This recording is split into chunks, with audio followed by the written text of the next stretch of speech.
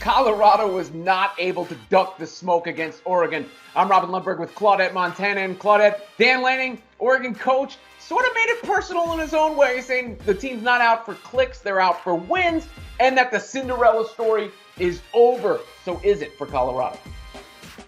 I think so. I think if anything, this win, Oregon beating Colorado, kind of silenced people who thought that Colorado had the potential to be a top 10 ranked team and maybe even win the Pac-12 championship. I think what you saw on Saturday was a team like Oregon that was frankly better in all three phases of the game. But look, I feel like Colorado's already won their season. They've already won more games than they did last year. I think this program's going to continue to get better over the next couple of years under Deion Sanders. And so for me, the Cinderella story is more like an ongoing progression over these next couple of years.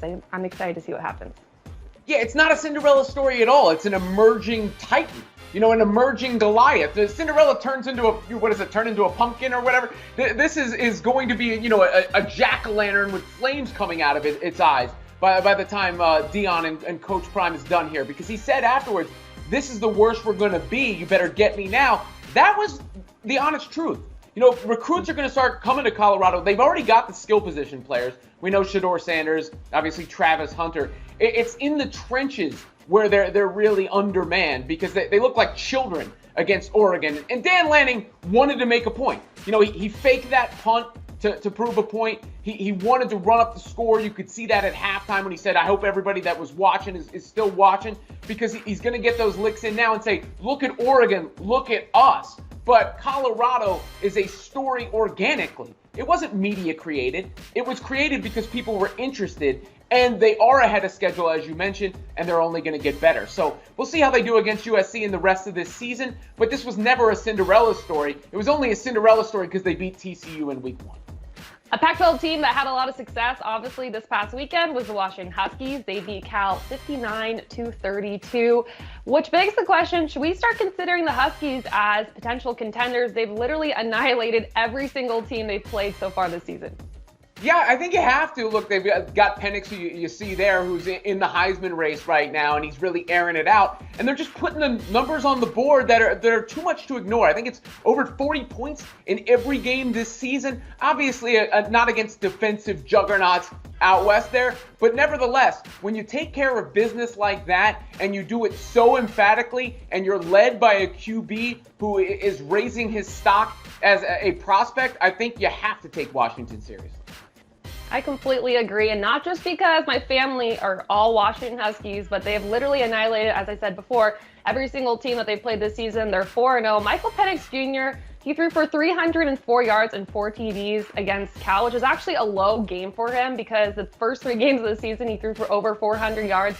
This team's playing at such a high level right now, and I really feel like they're not being talked about enough.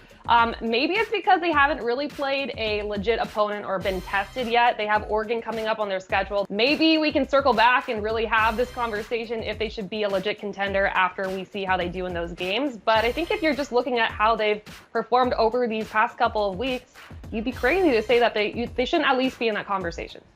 Yeah, the Oregon game is one to circle on the calendar. One of the reasons they're not talked about so much is they play in the middle of the night. But to your point about the passing yards, I think the over-under was 349.5, which goes to show you what the expectations are for that offense. The expectations always high for Ohio State. They were met, of course, against Notre Dame with Ryan Day talking about wanting to meet Lou Holtz afterwards on the recess yard or something. He was not happy with what was said about his team. What did you make of his post-game comment?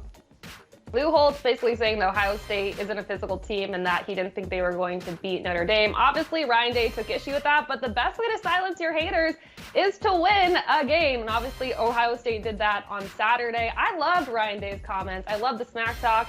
This is why we love college football and why we love sports. Yeah, Lou Holtz's newspaper delivery must have hit different the next day when he saw those quotes, right? He's an old guy. Maybe it's a little a bit of an easy target for Ryan Day.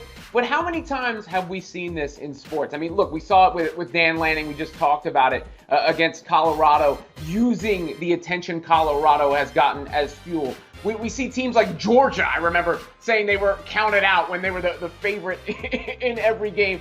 In this case, it's a bit of motivation. It's a bit of a rallying cry for future recruits to say, I got your back. This is how we do things at Ohio State. And I think that was the point from Ryan Day. And he also said, we're proud to be from Ohio. That was like my favorite line from the week. Let haters be your motivators, Robin.